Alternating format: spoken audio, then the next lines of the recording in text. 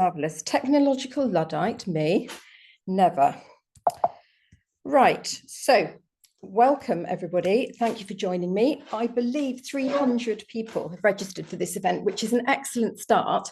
Clearly, lots of people are very keen to talk about fermentation. Now, some of you are here because food fermentation is how you make your living, or it's an interest or a hobby. And for others, it might have landed in your lap as somewhat of a hot potato, more a topic that you need to embrace for work rather than a passion. If so, I'm hoping to communicate a little of the fermenter's enthusiasm for the topic. There's an interesting relationship here because while food safety for consumers is of paramount importance to everyone, the historic role of legislators has been to keep microbes out of food, whereas that of fermenters has been to keep it in. So it's great to be heading towards a place of mutual understanding, if you like, that the right microbes present for the right reasons can be beneficial and even downright delicious. I'd like to thank Safefood Ireland for putting on this event, actually, itself. An excellent example of fermentation communication. In fact, Ireland has been ahead of the curve in this field for a few years now, having published the aforementioned catchily titled Guidance Note 37 about plant-based fermentation, which has made life so much easier for fermenting startups everywhere.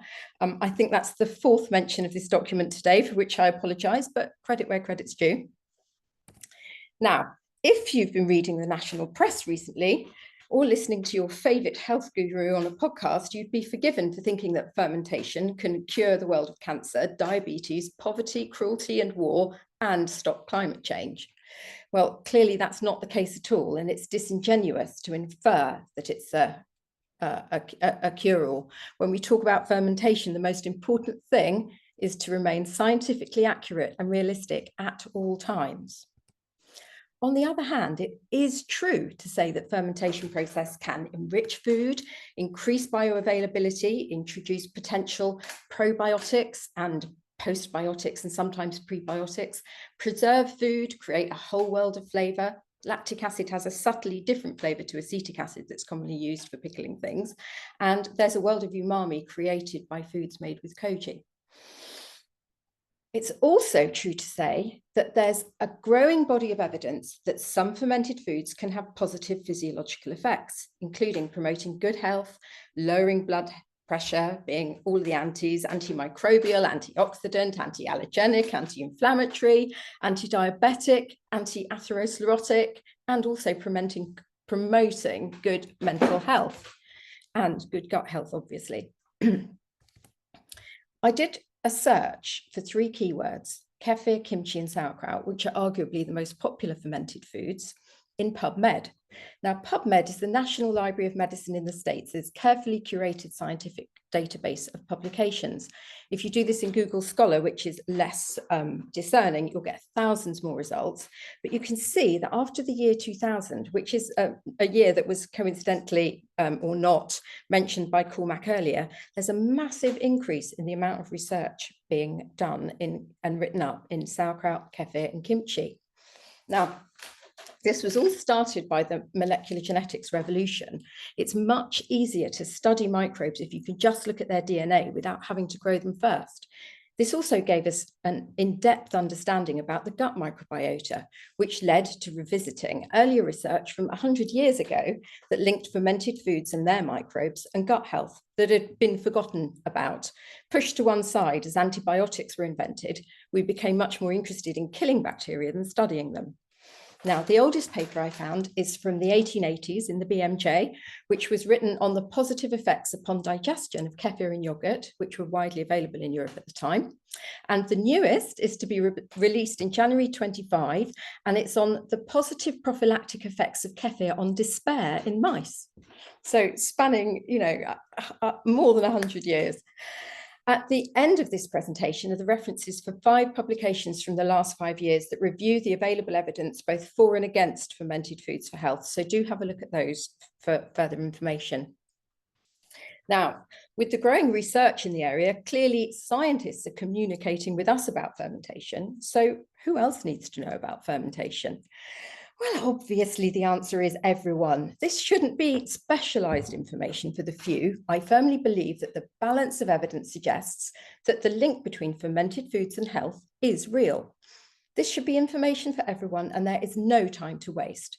We're just on the cusp of exposing our ridiculously complex relationship with hyperpalatable foods, which seem to have a negative effect on everything from our immune system to the anatomy of our jaws. Maybe this is our chance to address the balance. Fermentation is an ancient tradition dating back to well past Neolithic times that's been lost to us here in the West. Those of us with the knowledge and without wanting to sound overdramatic have a duty of care to disseminate the skills needed for safe fermentation. And there's no reason to constrain this information to adults either. Let's introduce children to the idea of good bacteria and gut healthy foods too. There are actually a couple of books that I've recently seen on this topic. In fact, with the rise of the health guru, especially Tim Spector, the Zoe program, and the late great Michael Mosley, our job as communicators has become a lot easier, as the aforementioned are or were still great proponents of fermented foods to support the healthy lifestyle. But this also means that expert advice is coming to the fore. If Tim Spector is showing people how to ferment garlic in honey, then you can be sure a lot of his fans will be. And it's a very good opportunity for us to step in and help people realize that there are rules and you can benefit if you follow them. Now, I did a type of internet search where you can find the most asked questions in your field, and these were the top 6. What is it? How is it safe? Is fermented food rotten? What are the health benefits, which we've touched on already? What's the difference between pickling and fermentation, and how does fermentation happen? So I thought I'd talk through some of the resources for communicating responses to these that I've found helpful in my teaching. Here's a basic and jargonless definition of food fermentation. The simplest way I found of talking about it is to view it as a transformation process, transforming food using microbes. If we go up a level, we can introduce the concepts of it being a favorable transformation through the controlled action of microbes. Usually to a state of nutritional enhancement. And I say usually only to allow the caveat that on balance, large quantities of alcohol resulting from yeast fermentation probably aren't that good for you. There's also another perspective from which we can define the process, describing it symbiotically as a mutually beneficial arrangement, whereupon we provide microbes with a source of energy, for example, sugars in fruits and vegetables, and in return, they convert it into something tasty. Now, this shows up the ideas of transformation and control. It shows the difference between foods fermenting and rotting, which, as we found, remains one of the most basic misconceptions about fermentation in the general public. Cabbage plucked from the field, covered with a healthy collection of microbes, both from its own cabbagey microbiota and those from the soil in which it was grown. There'll be all sorts present, fungi, molds, bacteria, from the lactobacillus species that will be able to start the fermentation process to other less helpful ones and even some potentially hazardous ones. If left unattended on a shelf or in the bottom of the fridge, those microbes can cause the spoilage shown on the left. However, with just the slightest control of the process, the addition of a little salt, the exclusion of a little air, a completely different transformation ensues from the same initial population of microbes. Another good example, actually, is the idea of milk that's left to go off or clabber. If you get your Sainsbury's pasteurized milk, it will eventually outgrow piney bacilli, which will make it curdle and taste truly foul, even bitter. And whereas milk treated simply with kefir grain microbes or yogurt cultures can sour in a completely different way through the production of lactic acid that makes it taste delicious. Now, fermentation is a specialism that is both very simple on the surface, merely squishing some cabbage and salt or chucking some kefir grains into a jar with some milk, but it actually spans several different disciplines. Understanding those microbes takes us into the realms of microbiology. Obviously, there's cooking involved as we're handling food. Then, as fermenters, we're also biotechnologists as we're controlling the action of the microbes by altering various parameters such as substrate, temperature, humidity to give us the desired result. Now, there's also alchemy involved. It's too perfect a situation that the salt tolerance of certain microbes in sauerkraut can lead to a lowering of pH, inhibition of pathogens, and growth of other species of lactobacillus to give that characteristic flavor. It's just a little magical, as is the growth of a vinegar mother or a kombucha SCOBY. Now, if you know memory of your GCSE biology, to get a grip on the invisible microbial world can be somewhat problematic. So here's a rather silly but well-received anthropomorphic image of a lactobacillus, here shown eating some sauerkraut in minute, if slightly inaccurate detail. It shows how digestive enzymes can break down components in the cabbage and the brine. Glucose is released, absorbed into the microbe, turned into lactic acid, which would, if staying inside the microbe, it would kill the microbe, it would become too acidic. So it's pushed out again through channels in the cell wall, thus acidifying the brine.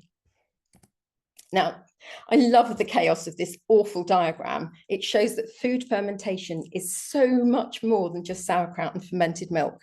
Incidentally, there are 400 different types of fermented milk in the world, at least. So that's more than 2 per country. Anyway, this is me basically brainstorming everything I could think of on one page. And the thing that was missing before was meat fermentation, because generally speaking, the vegetable side of things hasn't really met with the meat side of things very much. But having been involved in giving this talk, I realized that meat fermentation has a very valid place on my diagram. So I'm consistently working up this diagram, trying to make it easier to understand. For now, I've summarized everything in this very dull table. It shows the major types of ferment that people are likely to do. It shows that there are different microbes involved, and it also shows there are a range of different types of fermentation going on. Some of these processes are very simple. For example, if you want to make natto, you introduce simply one microbe and control the humidity and the temperature, and you can end up with natto. If you are fermenting yogurt, for example, you'll add specific cultures, and that's another way of doing it very simply. Other processes require more microbes and more stages. So for example, if you're making vinegar, you'll do a yeast fermentation first, and then acetic acid bacteria will step in. There are many, many different ways that these processes have developed. Now, one of the other ways that we can look at fermentation is to split things into either wild or cultured fermentation. Wild fermentation is where we make the most of the naturally occurring microbes from whence the food to be fermented has come. This could be microbes on cabbages for sauerkraut, beets for beet kvass, chilies for chili sauce, or even raw milk microbes for certain cheeses and yogurts. Cultured fermentation is when known organisms or a visible source of known organisms are doing the work for you. This includes milk and water kefir grains, vinegar mothers, kombucha scobies, and identifiable yogurt cultures and cultures for fermenting koji rice. Now, some ferments sit on the fence, like a sourdough starter, which really begins life as a wild fermentation, but with consistent culturing can really hop the fence into cultured fermentation. The fermented food universe. Now, this is a great way to show people that fermentation is intrinsic to their lives, even if you've never even thought about it. People are usually fascinated to learn that it is or can be involved in the production of all these foods. Some are obvious. Most people can guess that wine and beer are fermented. Very few know how vinegar is made. In a questionnaire on my website, only 12% of informed users knew that it was a 2-stage fermentation process. And almost no one realizes that fermentation is an essential stage in the breakdown of cacao pods for the manufacture of chocolate. However, after processing, not all of these foods still contain live microbes. Does it matter? Well, as a keen imbiber of homemade milk kefir and sauerkraut full of microbes, my initial instinct is to say yes. However, this may not be entirely accurate, as there is recent research that has shown that even after potentially probiotic microbes have been killed, they can still have some positive effects. This is known as the field of postbiotics, and there's a lot of research being done in this area. Unfortunately, the chocolate won't retain any of its fermentation benefits, but it has now been established that 90% cocoa chocolate contains enough polyphenols to be good for your gut microbes. A small number of recent papers have investigated the differences between shop and commercial preparations of fermented foods. Generally, the traditionally prepared ones have come up smelling of roses compared to their manufactured counterparts, but there's only a couple of papers and it's very new research. Now, pickles, it's a confusing term.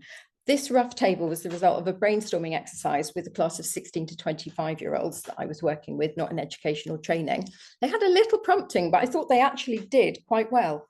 Really, any type of preserved food that you can find in a jar, we call a pickle, from an onion or gherkin to an Indian lime chutney. The term seems to apply to everything. To confuse things further, it can also mean preserving in brine, vinegar or salt, but mostly people seem to confuse products in vinegar with live fermented foods. I use you can cook with these foods, obviously, and I use the example of kimchi in Korea, which is often cooked, and say have some cooked and some raw to cover all bases. Now, fermentation, what makes it safe? This slide summarizes some of the main parameters that we control when we're doing fermentation: salt concentration, acid, humidity, temperature, competitive exclusion, and air or oxygen exclusion. Now, I couldn't resist this. If you're working, trying to do slides for people with AI now, this is an AI generated image of microbes exhibiting competitive exclusion, or cannibalism, as it might also be called. It's a really useful tool. You can just describe what you want and you'll end up with a picture like that. Now, not all of the parameters apply to all of the ferments. This is just a very roughly drawn diagram, again, that I did with an audience to work out which of the parameters we need to control for which of the ferments. So, for example, we can see for fermented veg, you've got your 2% salt. Acid is produced, which helps control the process. Temperature control, you need to keep your temperatures low, and oxygen exclusion will all lead to giving you a very safe ferment. Now, in conclusion, how we talk about fermentation, it's not rocket science. I don't want to, I just want to summarize this. So we start with the basics, we avoid jargon, and if you're going to have to use jargon, it's a very good idea to explain it. Don't exaggerate the health benefits. Also, don't exaggerate the dangers, because we don't want to put people off. Properly instructed, the importance of the control factors reiterated, incidents of illness or injury, certainly in home fermentation, are gratifyingly rare. Now, use pictures and analogies wherever you can. Teach practically with workshops and demonstrations. People love a demonstration. Tasting sessions, another great idea. Ask questions of them to find out their level of experience. Encourage collaboration and therefore communication. Just one more thing I wanted to raise, which James also touched on. I've been doing an experiment looking into shop-bought kombucha with a colleague, and to see whether it can be called traditional kombucha, if it will regrow a SCOBY or not.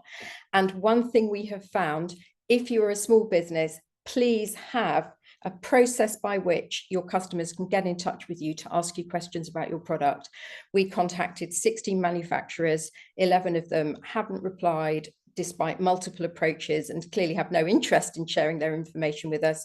But information for consumers of fermented foods is absolutely imperative. So make sure, if you've got a phone number or a email on your product, which you should have, make sure that you answer those customers. And again, just reiterating, avoid any health claims about fermented foods on your packaging. Some of the kombucha tins we've been looking at are unbelievable. Now, later today, I shall be communicating about how easy it is to make kefir on Instagram, as I do 5 or 6 times a week, and preparing for this weekend's kimchi making workshop. Have a think about how you can do your bit to establish fermentation as more than rotting food. Thank you for listening.